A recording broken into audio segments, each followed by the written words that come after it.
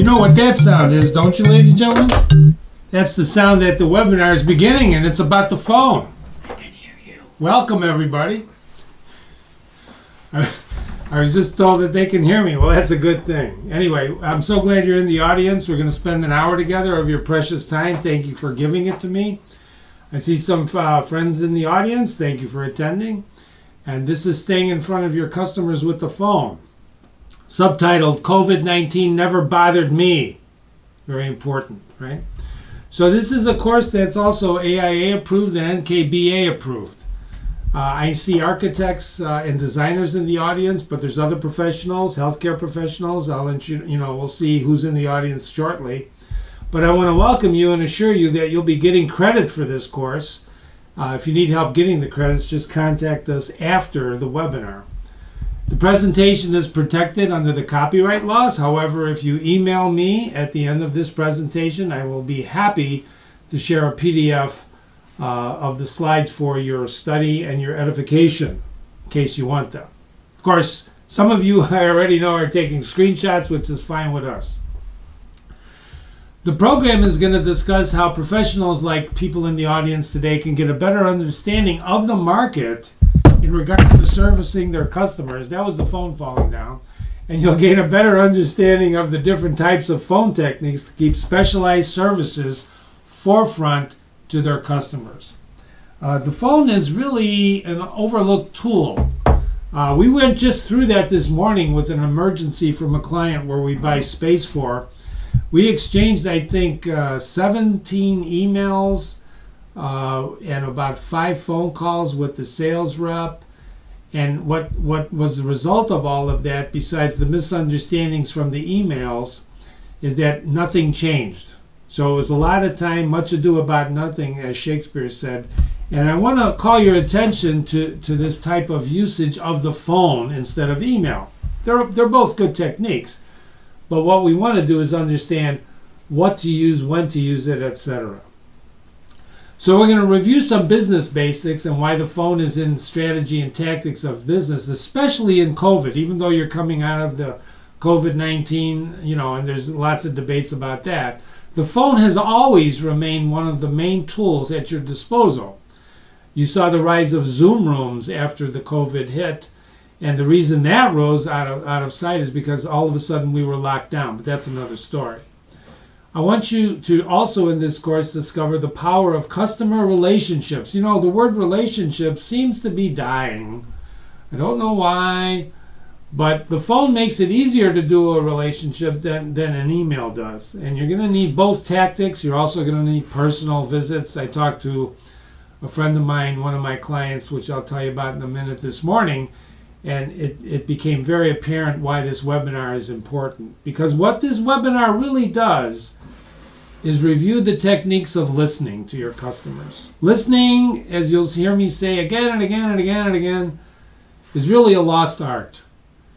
The guy I talked to this morning on the phone coming in is out of New York, and he had been driving for 10 hours yesterday for a 1-hour meeting, and he's driving 9 hours today for a 3-hour meeting, and he was exhausted. And you could hear it in his voice. And as I was telling him a story, I basically heard, in his voice that he was really just not listening. So I stopped my story and I said, I could tell you're not listening. As a matter of fact, I'm giving a webinar today on listening and being sensitive. He says, Jim, I'm just exhausted. I'm just exhausted. I said, well, I hear your exhaustion. Now, I know some of you in the audience are going to say to yourself, well, Jim, how do you hear exhaustion? Hi. Yeah, this is a webinar today about staying in front of you. You hear it? Did you hear it? Did you hear it in my voice? So learning to listen and recognizing voice signals is very important. So we want to learn how to respond to these particular needs and requirements on the phone and not be harmed by the virus. Because the virus, you don't need a mask when you're talking on the phone. One of the best ways to understand how phone fails today, how usage of the phone fails today, is call an organization. Call an organization like TD Ameritrade, like Chase, like some of these bigger organizations, and what you get is you get an automated robot response. I called a friend of mine in Florida the other day, And I said, Tom, how you doing? This is a good friend of mine. He goes, who is this? Because I didn't say it. Hey, Tom, how you doing? I said, Tom, how are you today? Tom, how are you? Or something like that. It was not my normal Nowakowski voice. And he responded, who is this? I said, Tom, it's Jim. You know, Jim, your buddy. He goes, oh, I thought you were a robot. He's getting robot calls like we all do now. Because they sound real until you realize that they're not real. And if you've ever been through the click 1, 2, 3, or 8 scenario with the automated attendant, you realize how frustrating and why people have probably been driven away from using the phone because of this automated response. And if you're going to succeed in business today, no matter, and I see a lot of different people in the audience today, healthcare people, people who are trying to understand what to do on the phone, the biggest takeaway you can walk from this webinar with is to learn how to listen, not just talk. I'm going to be doing a lot of talking today, but that doesn't mean I'm not going to be listening to you because there's a question box, so please ask questions. In fact, I'm thinking of opening up your microphones after we're done or during the course of it, so if you raise your hand, I'm going to try something I've never done, which is really open up this microphone and let's hear your wonderful voices, okay? Keep that in mind as we go forward. Just so you know what we're talking about.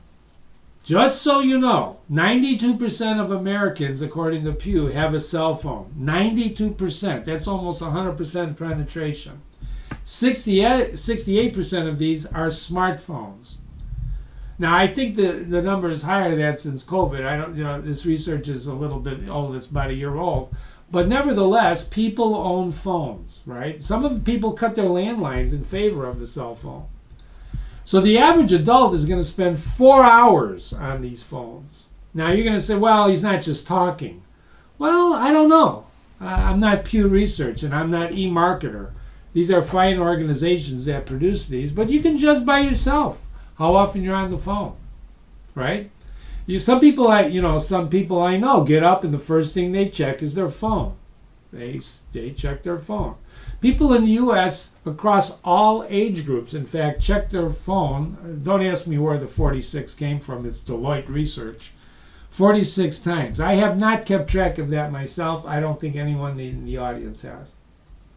44% of cell phone users have slept with their cell phone. I don't encourage that. Especially if you're with your loved one, sleeping with your phone can be a threesome, and that's dangerous, right, ladies and gentlemen? So they don't want to miss notification. We're all connected, right? Part of the journey of what you're going to do with the phone is sometimes to turn it off. Did you hear that? Did you hear that beautiful silence? The average age for a person's first cell phone now is 10. It used to be 13. Qualcomm gave me that statistic. And Gen Z, if you know who that is, was born. I don't know the ages. I didn't ask for ages when you registered. And I know there's a wide variety of people out there. But Gen Z was born with a phone in their hand. And if you're interested about Gen Z, or if you have some Gen Zers in your household, I wrote a blog a while ago on what this baby boomer learned from Gen Z. Because you learn a lot from no matter what you are. I asked one person the other day, are you Gen Z? And there ensued a 4-minute discussion on why they're probably right in the middle of a millennial and Gen Zer. They're right on that borderline. And quite frankly, you can't judge by age. If I tell you how old I am, you would be shocked. Shocked. I'm kidding.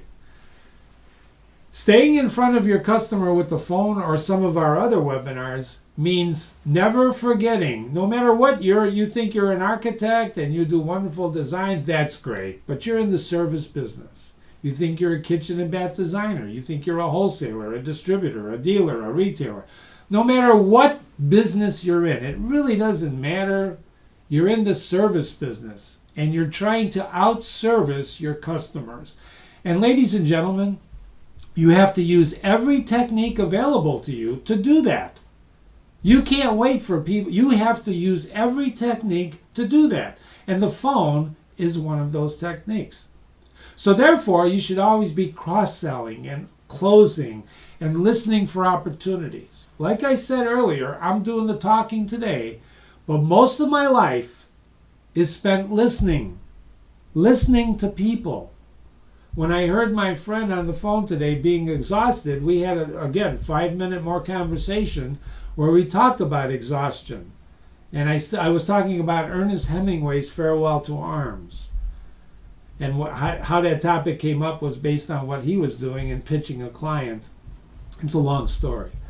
But he was listening, and one of the things I know about this person, and he's out of New York, is that when I start talking, he stops talking. Which, by the way, ladies and gentlemen, is a sign of a great salesperson. When they stop talking. It's very important. Listening is becoming a lost art, especially nowadays with all the clutter. Can you hear it? You can't turn on the news. You can't turn on your phone without hearing clutter. Everybody's got an opinion, right? Quite frankly, who cares? Which is really why you have to understand how to make your opinion count in the sea of opinions. And one of the ways you do that is with the phone. So even if you hear an opportunity for another business that's because you've been networking, share that. Give the reference. I got a referral the other day from one of my UK people that I buy software from, and she recommended this guy. He's a library science guy. He does a webinar on finding RFPs for the government. And she told him, you should talk to Interline, talk to Jim. We did. It was a wonderful conversation. We just landed that business yesterday. It's a small piece of business, but it's business, and it comes from networking and listening and trusting your associates. If you have questions, put them in the question box. Here's how we like to start. How many customers do you have now? I know some people in the audience are going to say, not enough, Jim. And when I used to do these live, and whenever I do them, that's one of the people say, not enough. Which is a good answer, but you should say, how many do you have? The next question to the right is, how many do you want? And that's a dangerous question.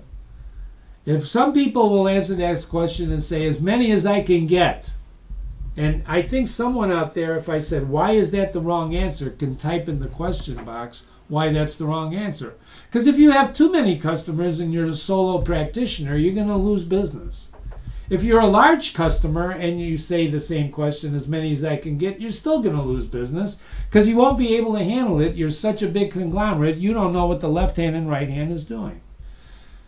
You, however, the people in the audience who have come to this webinar, one of the things you want to do is take the time to sit down when the webinar is over and give honest answers to these questions. Because the phone, you're going to find out, it can increase these numbers. Because the real question is, how many can you handle, and your short and long-term goals. And with the phone, you can drive up your answers carefully, methodically. Not all at once. Because if you can't handle the volume, it's not going to be a good thing. It's not going to be a good thing. Those are just the business basics. So who's here today?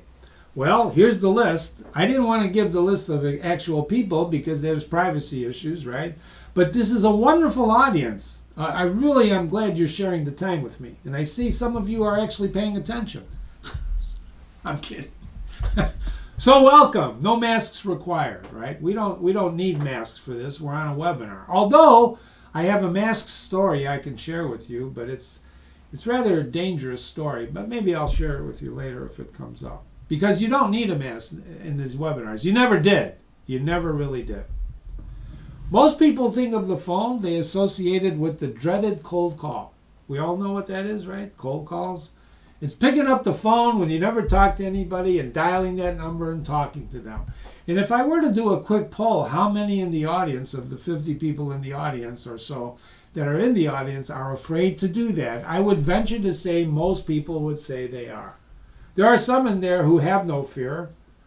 I know Tom is one of them. Because I know him personally. But on the other hand, this is difficult. It's difficult to pick up the phone and start a conversation. So I've learned to do this by practicing in person. What does that mean? My wife tells me, Jim, why do you engage all the time with strangers? I said, well, I'm trying to learn. So I was at the store buying some bananas for the office the other day. And I'm at the banana thing, and it's 59 cents a pound. And there's a guy looking at the bananas. And he's just picking up bunches of bananas and looking at them very carefully. And I see, I'm colorblind, but I see yellow pretty good. So I pick them right between the green and the yellow. I can't see green, but I'm guessing. I start putting them in the bag, and I see one bunch in front of him. This is not a phone call, but it's like a dreaded cold call because I don't know this guy. And I say, pardon me, and I reach in front of him and grab a bunch and put it in the bag. And he goes, are these the same price? I said, oh yeah, they're 59 cents. I'm going to blog about this. There's 59 cents a pound. He says, but why do they have different labels? Which is an excellent question. By the way, when you get on the phone, that's the goal. It's to start conversation and engage for questions. So I said, well, and I look at it, and one's got a Chiquita label, and the other one got Vidalia, whatever. And I said, it doesn't really matter. They're on this side of the vat. They got these little vats that hold the bananas. He says, but they're not organic, right? I go, no, the organics are on the other side, and they're bunched up with a band because they don't want you taking organic, which are 99 cents a pound. They don't want you mixing the organic bananas with the 59-cent bananas. And he looks at me and he goes, it sounds like you know your bananas.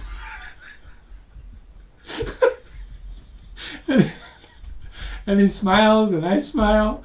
And then I go, yeah, it's the perfect food. And the guy goes, yeah, potassium. And then there's another guy buying the organics. He says, it's as good as an egg. I said, that's a good food too. Every vitamin known to man.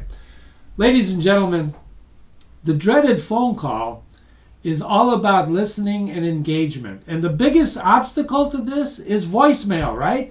Well, Jim, I can't get through. I got voice, I always get into voicemail. Well, let me ask you a question, ladies and gentlemen.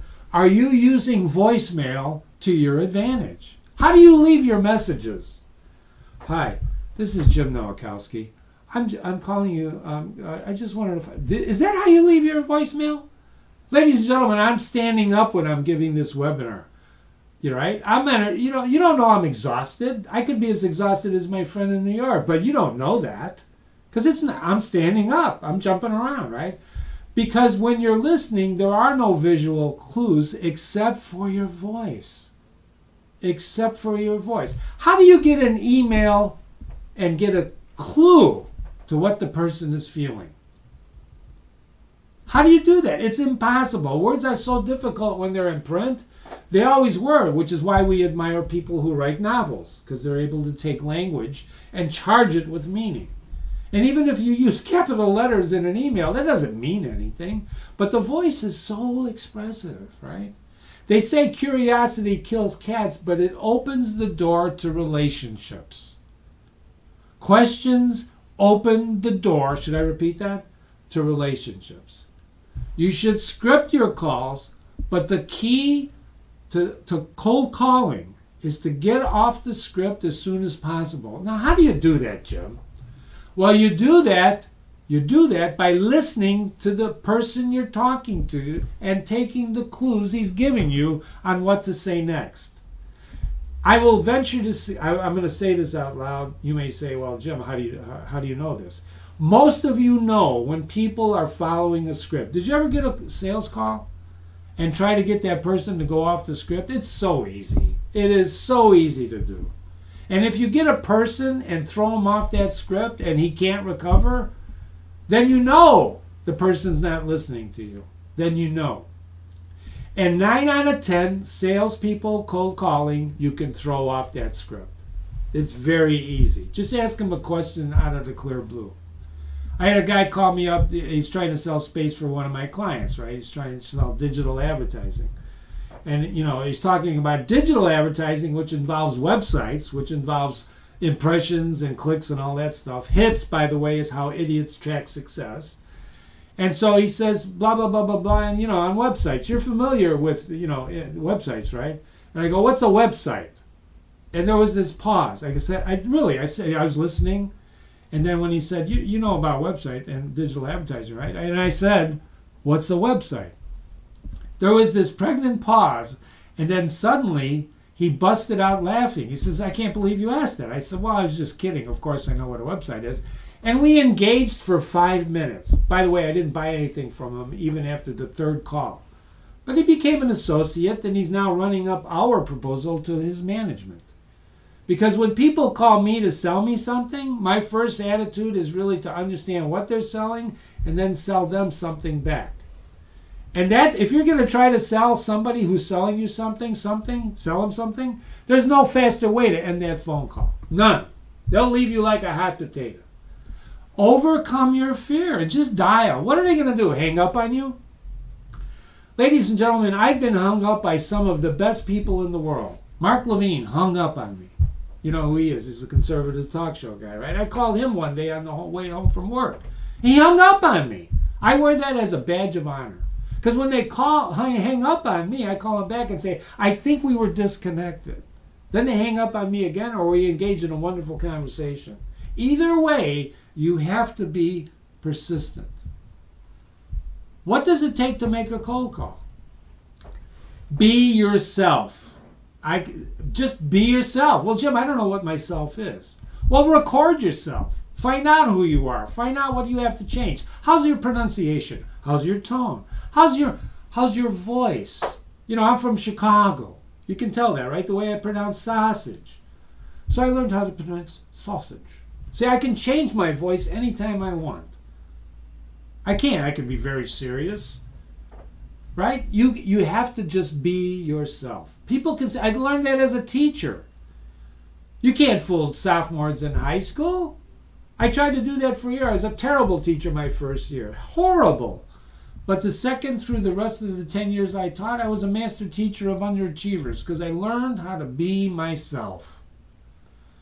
Voice quality is very important, and you have to understand the win-loss ratio.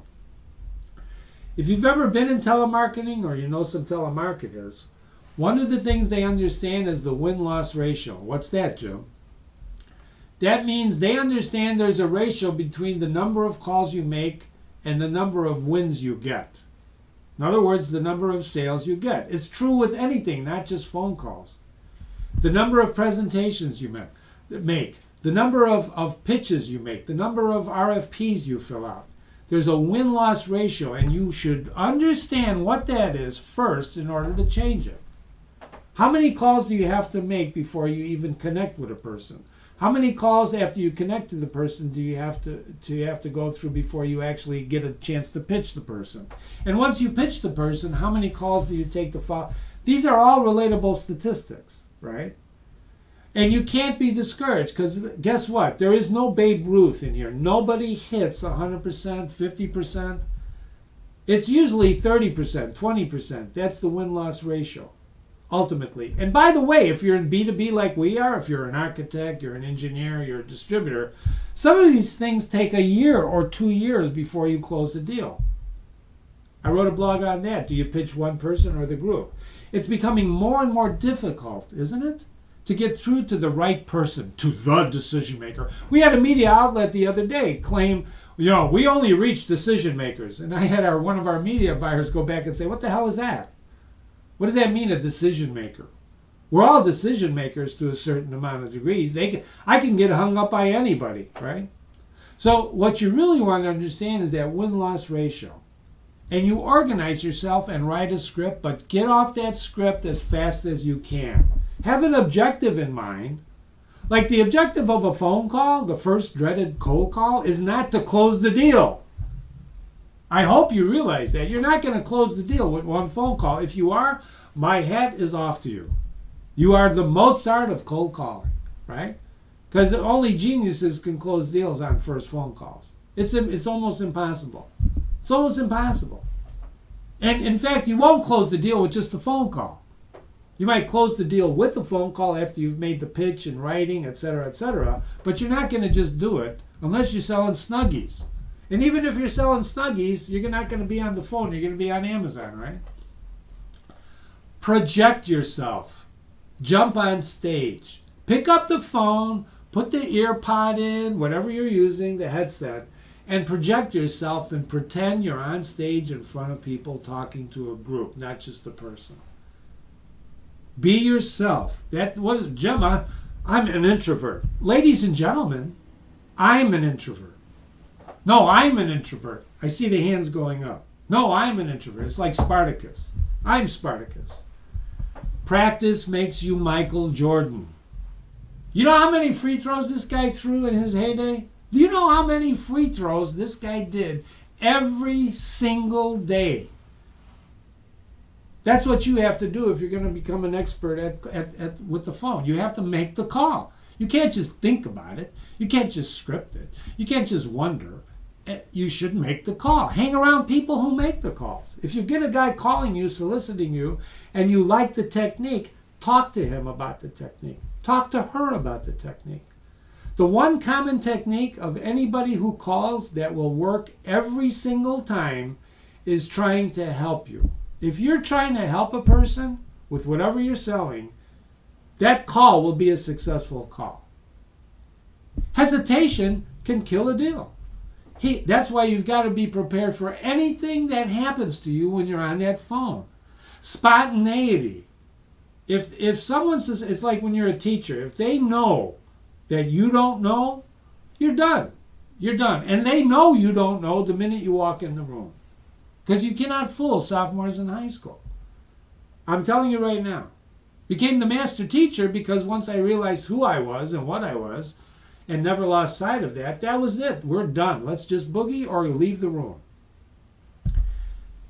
I don't know how many people know who Dale Carnegie is, but he wrote a wonderful book, How to Win Friends and Influence People, that is still, I just gave this away to some people for their graduation gifts to their sons and daughters. Dale Carnegie's book. He knew what he was talking about. He understood what relationship building is with the human voice. So you don't criticize, you don't condemn, you don't complain. Oh my God, what a world we live in. Don't do that. Be a provider. How can I help you? One of the best techniques I use in all of my phone calls, is there anything else that I could do that I'm not doing? Most of the time they say no, everything is good. But every once in a while, something will happen and you'll get an opportunity. So give honest and sincere appreciation. As people are talking to you, don't just do this.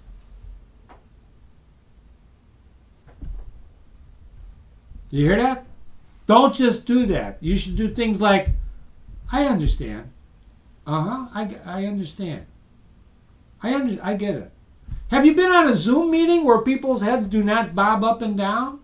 Or some people bob up and down too much? Those are visual clues, and your voice does the same thing. Sometimes when you're listening, if you don't give those audio clues to people that are talking to you, they'll say, are you still there? I've done that because you don't know about connections. Maybe the connection went away. Create an eager want, a desire. You can't fool Mother Nature. You can't fool people with insincerity. Although there's a lot of that going around these days. But you can't do it in sales. You can't do it. You have to have a genuine interest in what? In helping people with whatever the hell you're selling. And by the way, what you're selling, whether you're an architect, engineer, designer, wholesaler, etc., there's plenty of other people who do that, which is why the only differentiation you can hope for, besides your product and your talent and I don't think there's anyone that doesn't have talent in my audience today, so thank you very much. But everyone has a certain degree of talent, otherwise they wouldn't be in business. Well, we can argue that. But the only differentiation is service. I remember one of our pillars in Interline is service, and unduplicated knowledge is the other pillar. Those two pillars have sustained us through the Depression, through 9/11, through COVID, because one of the things you cannot substitute is service. The phone is answered in 2 rings. If you call my phone number after this webinar, it will be answered in 2 rings or all hell will break loose. I remember working for a guy at a major agency, and he said he was a creative director, and he says, there's one thing that people cannot beat me at. There's better writers than me, there's better designers than me, there's better strategic guys than me, but there's one thing they can't beat me at. And I said, what's that? He goes, service. I will throw 24 hours a day at the problem, and they won't do that. They just won't do that. And I took that to heart. And that's one of the reasons we are still standing. I'm telling you right now. Although as you get older, it's harder to throw the 24 hours, right? As you get older and you got family issues, oh my God, what am I going to do? But time is the currency. That's what you're playing for. That's what you're playing with. Here's what research says. This is courtesy of Accountability Information Management. It's one of our sister companies. You might find this slide interesting. This was done on sources for new product information. When I say product information, it's about information. Forget the product information. Just think about information. And if you look at this chart, if you look at the bottom one, industry trade shows, which shut down after COVID, right? They shut down. That was 64% pre-COVID.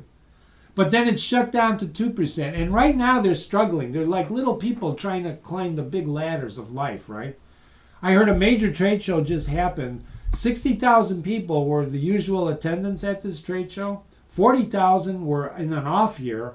And when they just held it this year, it was under 10,000 people. Ladies and gentlemen, I don't know what you think about trade shows, but you should think about them because that's where you can interface and get business, right? But they're not coming back. You heard it here from Jim Nowakowski. They will not be back at any level, close to any level they've been before, these major trade shows. Wall Street Journal just had an article the other day about how they're trying to come back with these huge shows again. It ain't going to happen. If it does happen, it ain't going to happen for 5 years. But it won't happen. What's going to happen is the regionality. Just like you broke down the big networks from 3 networks down to 200 networks now, right? What do you got? And now you're streaming. That's what's going to happen to trade shows. There's no reason to have these big shows anymore. It's a different world we're in. But look at the top one. Visit the manufacturer website. Ladies and gentlemen, besides the phone, your website is the most important marketing tool you have. It's by far, it beats the phone hands down. Your website is your key to this, and that's how people find out about you. So make sure your phone number's on your website, please. Smile. Yes, ladies and gentlemen, even on the phone. I bet you can tell I'm smiling now, can't you? Can't you really? Of course you can, because I am. I bet you can tell now I'm not smiling. My voice naturally follows my facial expressions. Did you know that? Did you know that? Did you know that? Remember the person's name. It's the sweetest, most important sound in any language, right? John, Dan, Jill, Robert. I can go on, and we'd spend the rest of the webinar if I mentioned all your first names. But listen and talk about what the person has an interest in. Remember this, ladies and gentlemen. It's not about you. It's about them. It's not about you. During COVID, we should argue that we have to make it about us because everybody was worried about the darn virus, right? But it's about them.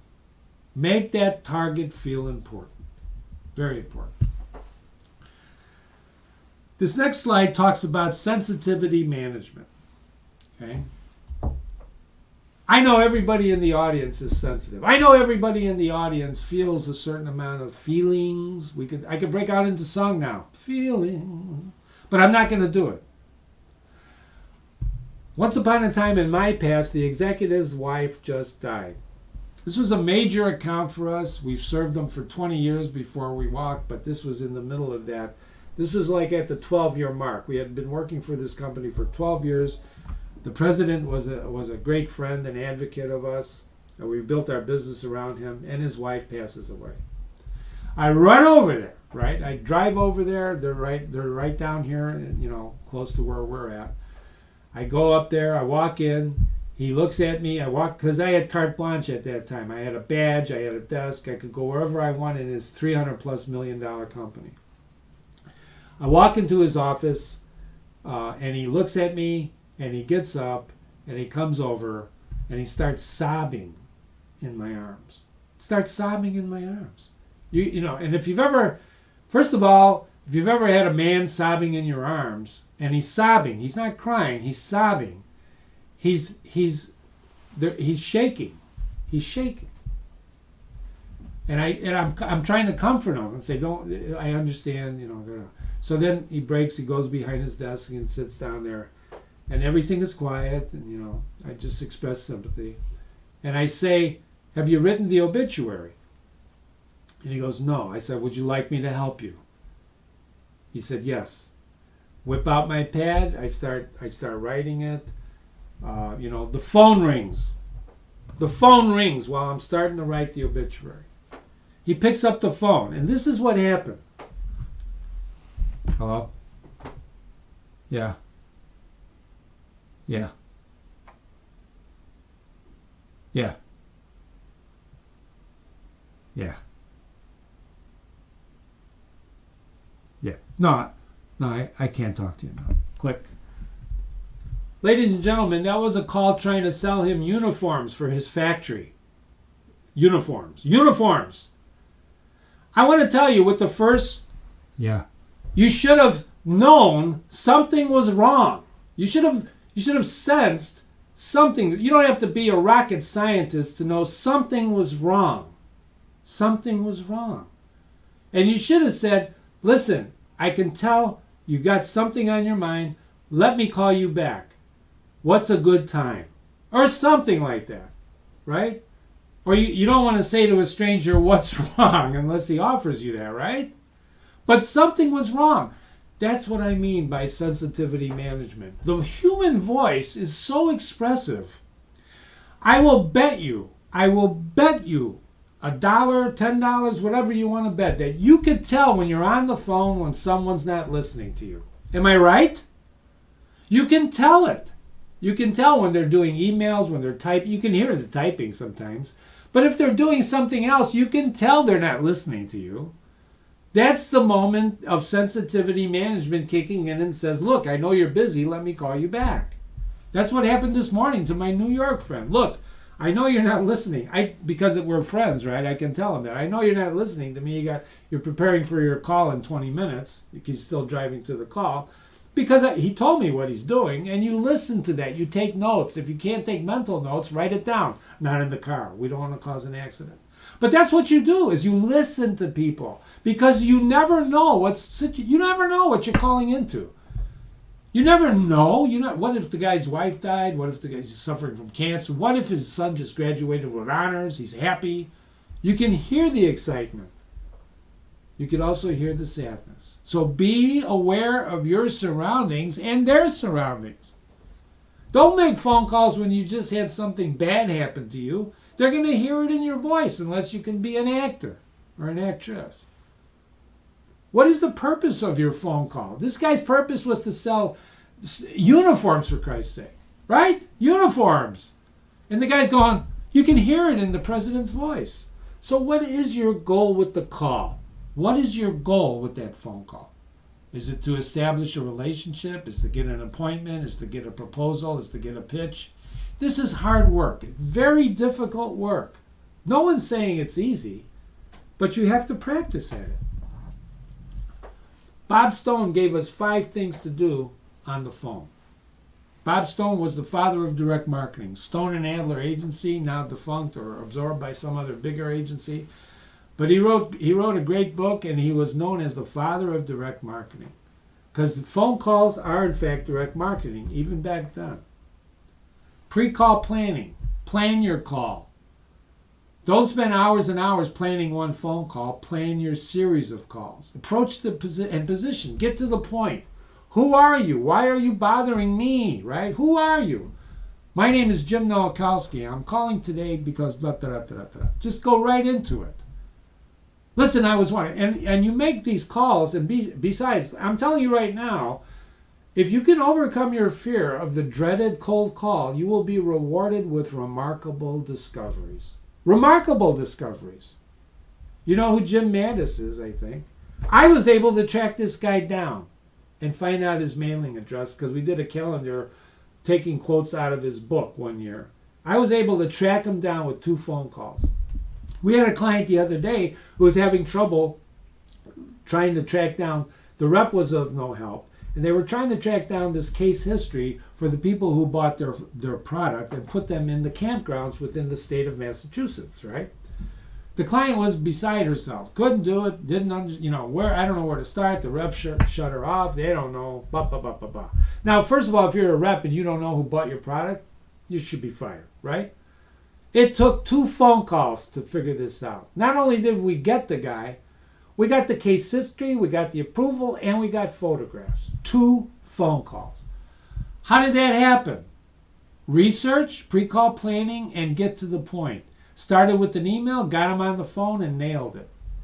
Phone is not the only, it's a tactic, but it's got to be used in conjunction with other things. Your objective is to get to the person talking so you can listen. We had one of our IT guys ran in one day. There's a guy on the phone and he's really angry. What's he angry about? Well, he's angry because he wants to know where we got his email address from. And he's calling us and he's really, really angry. I said, put him through. I got on the phone. Let's call him Doug. Doug! Jim Nowakowski here. I understand you're angry. He goes, and he starts swearing, right? What? I said, calm down, Doug. Listen, here's where I got your name. I told him, here's why we're going to take you off the list. We're not going to send you anything anymore. And I appreciate this call very much. Is that okay with you? There's this silence, right? And you can feel the guy fuming, right? But what I did is I diffused it by telling him what he wanted to know, where he got the call, right? So I diffused the situation, and then you hear him, instead of yelling at me, he goes like this. Jim, I just want you to know, I really appreciate this. I've been trying all morning trying to figure out where the heck did my name, who gave my name out, who gave my phone number, who gave my email. And you're the first guy who told me. And oh, by the way, I'm not the guy you want. The guy you want is Steve over there. Let me give you his number. We were trying to find out who writes the specifications for a major food chain, right? That's where this came from, because we're a B2B business agency, right? That's what happened. I did another thing. I ran an ad and I got a phone call with a guy on the phone very angry, yelling at me. Did you get the impression I get yelled at a lot? I do. Because I'm always on the edge. And this guy's yelling, how dare you write about ADA? I am the expert in the country. He's out of Los Angeles. He's now my good friend. After I overcame his anger and help him realize that we don't know anything, we're just communicators of information. We're not positioning as the expert. We struck up a great friendship. We're not only the same age. We someday, when we get a chance, we'll probably visit each other. Find the decision maker, but don't neglect the gatekeeper. The gatekeeper, ladies and gentlemen, is your key to selling. Gatekeepers, you learn. It's like that whole Wall Street article or movie where Charlie Sheen, bonds with Gordon Gekko's gatekeeper and finally gets in to see Gordon Gekko. Gather data. Question effectively. How you doing today? That's not a good question. Although it's a nice question. How you doing today? Prepare solutions, and sometimes one call is not going to cut it. I should revise that slide, not to say sometimes. Ladies and gentlemen, you have power in your hand. The phone you hold in your hand is a voice, it's a texting tool, it's an email tool, and it's an internet tool. I think I got them all, right? And don't forget Siri. If you say, Siri, ask Siri anything, and sometimes you'll get the answer, and sometimes you'll say, it's not clear what you're asking. Siri's an interesting tool, right? Because you can talk to your phone, and Siri will answer you, right? I was talking to an educator a while ago, and he said, what's ticking me off, Jim? I said, what's that? He says, they're footnoting Siri in their papers. I said, what are you talking about? He goes, the students were actually footnoting Siri in their term papers. Can you believe that? They ask Siri, and Siri tells them the answer, and then they footnote it. How stupid are we becoming? I know. Jim, how do you delineate bad information from good information? I think sometimes we're going to have it at that. The most important of all these techniques, and you should use them all, is your voice. Use your voice. Listen to your customers. Always be closing. When is the last time you sold a design over the phone? You got to do a Zoom meeting now, or a GoToMeetings, or whatever. When's the last time you had a sale without using the phone? I will bet you, dollars to donuts, that none of you have ever closed the deal without a phone call. You need a phone call. And one of the secret weapons that I've always shared with my webinar attendees, that I'm going to share with you, is to call the dead file. What's that? The dead file is your customer file from people you haven't talked to in a long time. All right? Why is that important? Well, guess why? Because people love to talk. We're social animals. Do you understand the devastation on human brain power that this lockdown had on all of us? We're social animals. We need to talk to people. We need to be among people. And the phone call, God bless Graham Bell, is one of the ways you do that. Well, Jim, what about Facebook? That's not no offense. I had a friend who won't accept my calls anymore because I think his wife is mad at me. He wants to connect on Facebook. I don't do Facebook. I don't do it. Why? Because Facebook is too rich already. They don't need me. The phone call is you. And again, well, Jim, they could be listening to you on the phone too. Well, that's okay. They probably are, but I don't care. Right? And hold everything. If you put on hold, don't put people on hold because you don't want to be put on hold. Hold time is horrible.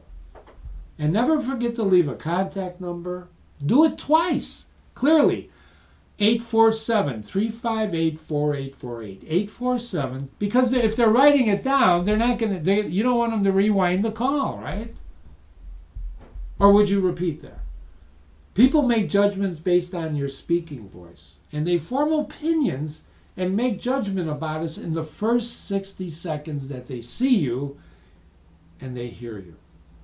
They're going to judge you. Well, Jim, I try not to judge people. Well, of course you do, and of course I do. But how do you stop doing that? You're going to do it. You're going to judge people by their looks. I used to wear a tie before COVID. I'm in a white shirt today and suit, right? Because I'm presenting to you. Well, Jim, we can't see you. It doesn't matter. I see myself. I project better. I don't have the tie on today. People used to accuse me of sleeping with a tie. Did you know that? Of course you did. It's easier to talk than write. I recommended to a guy to buy a tape recorder and dictate. He wants to write his son a book about soccer. I said, and he doesn't have time. I said, well, buy a recorder, dictate it, and then have somebody transcribe it, and I'll serve as your editor. It's easier to talk than write. And that's why surveys work. When you're on the phone, I'm conducting a short survey on XYZ. I want to know what type of appliances you had. When's the last time you updated your kitchen? When's the last time somebody went to your commercial buildings? Do you know how much information is out there on this stuff already and how much you have to contribute that's unique to you? That's unique to you? Your personal contact shows a stronger service message about you and your company. I can't tell you how frustrated it is sometimes to work here at Interline, and I know some people are listening to this webinar internally. But, ladies and gentlemen, sometimes I say pick up the phone, call people. That's how you get done. That happened in this crisis this morning. Do we have this person's number? The media buyer looked up and looked in her phone, and there it was. Call her. Well, it had it was a busy signal because they're trying to put out fires. Well, send the email then. But you would have saved 17 emails if you'd have picked up the phone. And how you say things is important, isn't it? 87% of the opinions people form about us are on the phone, and they're based on the tone of our voice. Some of you formulated questions about me, for example. You'd never heard me talk before, so you formulated opinions. Some of you left the room. I'm kidding. I don't know who left the room. Question from John, the phone. How do you communicate value over the phone? Great question, John. Thank you for that question. Let me get to that in a minute. John just asked a very important question. The question is, how do you communicate value over the phone? That's a somewhat of a loaded question because of the word value. Okay? What is value? Right? Value could be a price, value could be something, right? But it's value. And value is in the eye of the beholder. And you communicate value over the phone by listening to whoever you're talking to, and they will give you clues on how to communicate value. Well, what is value? Value is your service or your product, right? And I can't tell you exactly how to communicate value, but I can tell you that in conversations over anything you're selling and anything you're doing, value is coming through loud and clear or it's not. I did a follow-up phone call on a piece of research that we lost. It was a $25,000 piece of research. We lost it. I called up the client. I always call after we lose or win, especially after you lose. You want to make that phone call. And I asked this person, why do we, I appreciate you letting us know via email that we didn't get the project, but I'd like to explore that a little bit more and find out so we can improve next time. And I said, was it our price? And the person on the other end of the phone, the prospect, said, no, it wasn't your price. You were very competitive. And I said to myself, I said, was it the scope of the proposal? We really write good proposals. They're very comprehensive. Perhaps too comprehensive for these days. But was it the scope of our proposals? No. By far, you had the most comprehensive proposal. So now there's a pregnant pause on my part, right? It wasn't the price, it wasn't the scope. We had the most comprehensive, but we still lost.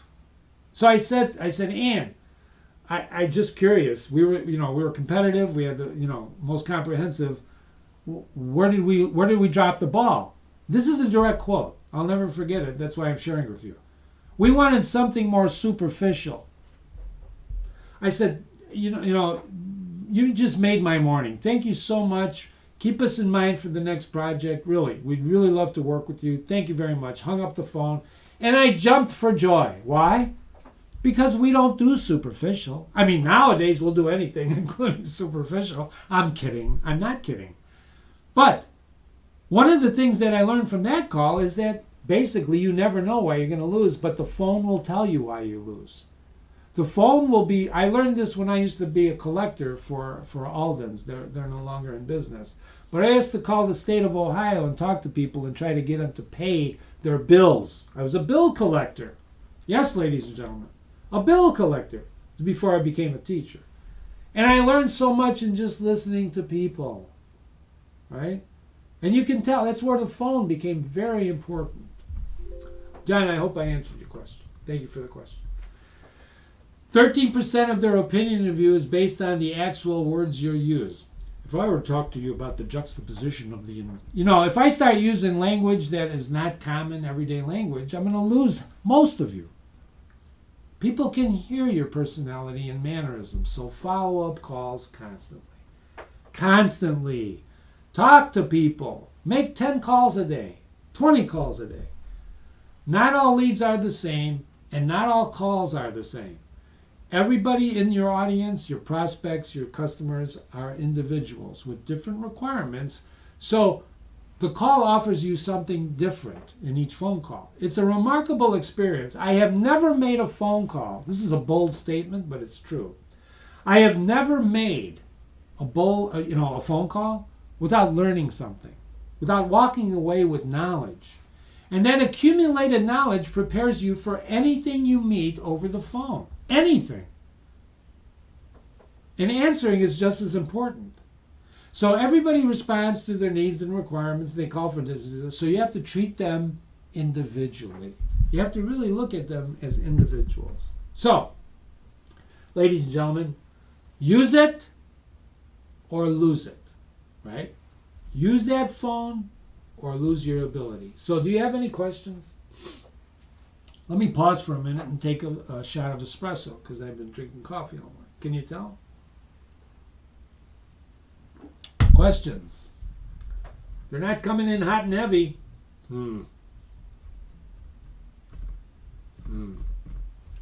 Okay. No questions? Was I that thorough? If you have any questions and you don't want to speak publicly, I know 50 people to talk in front of 50 people. Oh, here comes a question. No, it's not a question. Let's see. I can open up your mics if you want to try an open mic question. Ladies and gentlemen, anybody? Any takers? Who wants to hear themselves? Nothing. Okay. Contact me, Jim@interlinegroup.com, Jim@interlinegroup.com, or call me, 847-358-4848, 847-358-4848. You can follow me on Twitter at InterlineJim. I still like Twitter. I know it's probably not, different opinions about it, but I still use it. Our next webinar will be August 10th, using research. Research, very important topic. Also, we have online CEU webinars. Every course is recorded and then put online for the credit in case you missed it. We have some people who registered and missed it. And other than that, I hope to see you at the next webinar, and you have yourself a very, very good day. Goodbye for now. And I guess what I should do, right? Whoop. I should do this, right? Whoops. You know what I did is I muted my phone. There we go. Goodbye, ladies and gentlemen. Thank you very much.